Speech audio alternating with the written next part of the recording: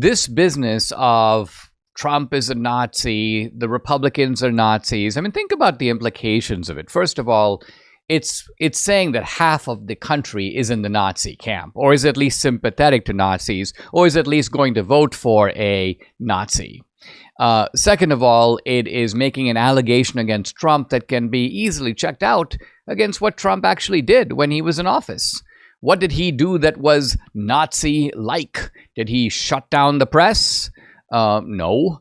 Did he have a secret police that went around arresting and killing people? No. Did he arrest the leaders of the opposition party? No. So I'm thinking of the early actions that Hitler did upon seizing power. And Trump, of course, did none of this. In fact, if you want to find an echo for who has been doing these sorts of things, not all of them, but some of them, you can find that on the left and with the Democratic Party. They're the ones, for example, who have been trying to lock up Trump, the leader of the opposition party. Now, if you watch the rally, this is kind of what I find interesting, is that you get all this rhetoric from Mika Brzezinski and MSNBC all about this was a disturbing festival of hate. Now, if all you hear is Mika Brzezinski, all you hear is MSNBC, I suppose you could go, well, yeah, I guess based upon the clips I'm seeing, I'm very disturbed by what I hear. But if you watch the rally, you would be hard-pressed. First of all, just look at the people there. It was a multi-ethnic festival of blacks, of Latinos. You had Jews for Trump, people in Orthodox Jewish outfits.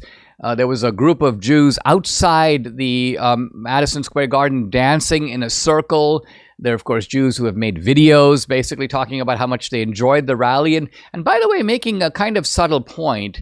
I mean, obviously, there are Jews in both parties.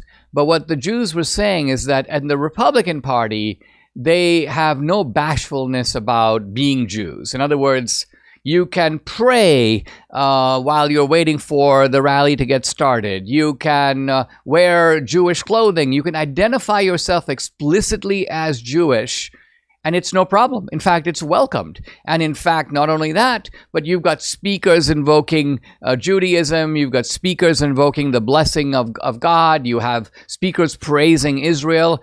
Whereas in the Democratic camp, the Jews there are like, well, I don't want to be too provocative. I don't want to set off the Palestinians.